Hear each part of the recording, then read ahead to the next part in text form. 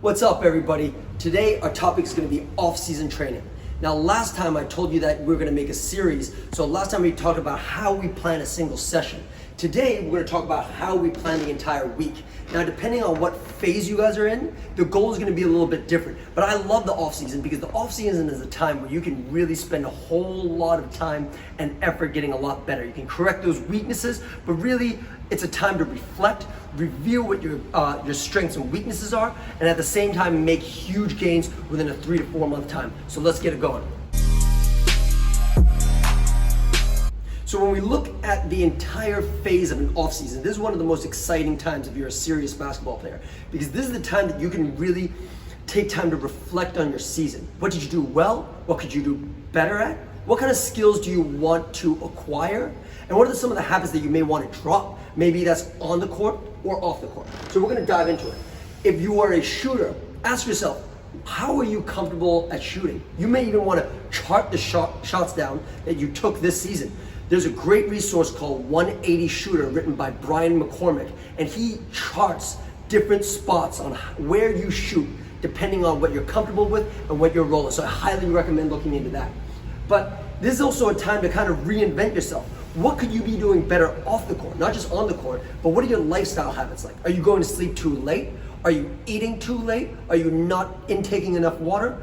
Is your nutritional plan completely, or do you not even have a nutritional plan? These are things that you might want to reflect on in order to be the best that you can be. So again, it's the most important time of the year to improve new skills as well as acquire new habits or get rid of new habits on and off the court.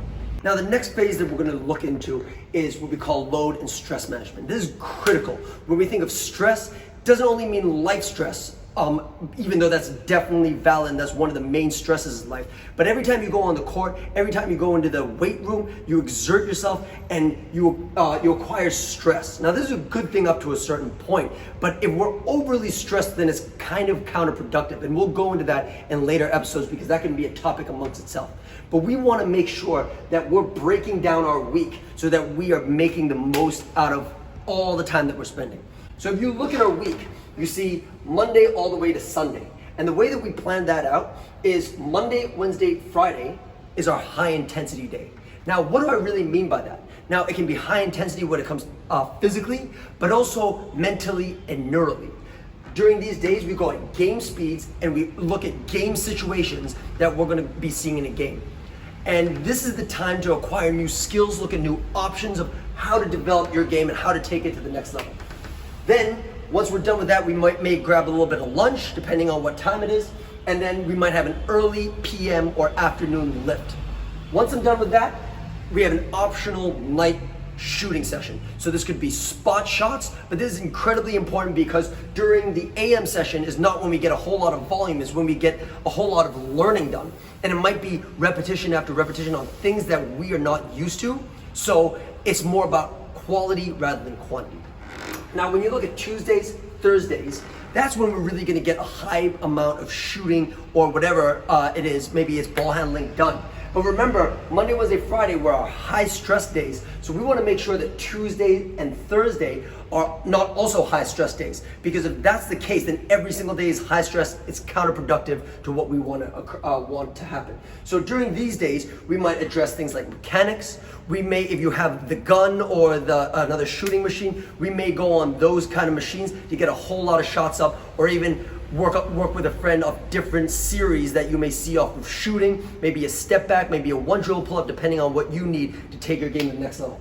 Then that's how we divide up our Monday to Friday. Saturday, this is the time that you want to play maybe light pickup, 5-on-5. During the week, we may not be seeing this, so 5-on-5 is a great way to take the skills that you learned that week and try them in the game in a full court setting.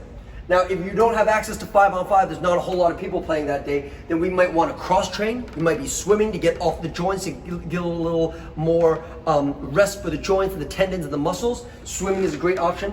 And if you feel like you haven't gotten enough shots up, that's a great time to add some extra shots in on Saturday. Sunday, we're completely off. We need to rejuvenate ourselves because it's been a hard, long week of practice. So one of the things I want to tap on here is that there is a very famous strength coach that says it's much easier to get someone who is explosive into shape. And when he says into shape, he means into cardiovascular shape, into what a lot of coaches would call basketball shape. But it's a lot harder to get someone who is in basketball shape or with very, very high cardiovascular ability into becoming much more explosive. So during the off season, I want everybody to understand that yes, this is a time to build. This is a time to develop ourselves.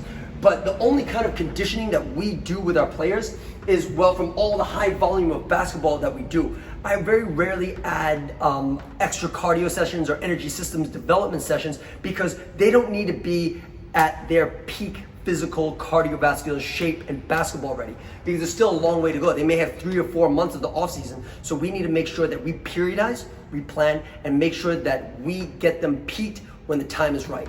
Now, the last concept we're going to be talking about is optimal learning. How are we making sure that we get the most out of the sessions and the time that we spend in the gym? So I drew a little diagram here, and it says comfort zone. SS stands for sweet spot, and smash zone means basically that we're taking the athlete well beyond what they're capable of. So everybody, you hear a lot of different videos say don't stay in your comfort zone, don't stay in your comfort zone, and that there's a lot of validity to that. At the same time, I don't want to push myself all the way to my smash zone where I'm maybe only succeeding 30% of the time. And the reason is that if I'm only succeeding 30% of the time, well, I'm not what we call reaching. And reaching is one of the most important concepts when it comes to skill acquisition and learning a new skill. So basically what I want to do is, in order to get to my sweet spot where I'm challenged, but at the same time I'm still capable of doing that skill or being in that situation, is I want to be succeeding around 70% of the time. Now, the reason I want to be succeeding around 70% of the time, it means that I have a decent grasp of the skill that I'm currently trying to acquire. But there's still a lot of room for improvement. And believe it or not, if I fail 30% of the time, that can be very discouraging. So I want to make sure that my athletes, no matter what level that they're at, are succeeding 70% of the time, and we continue to get better the entire offseason. So I hope you got a lot out of this video. This is something that's extremely important to me, and for a coach, we need to think about how to properly periodize and plan either a session, a week, or an entire phase in order to get the most out of our athletes and take them to that next level. Now, my goal is to make sure that you guys waste very little time and energy, because at the end of the day, those are the two things that you will never get back. We'll see you guys next time.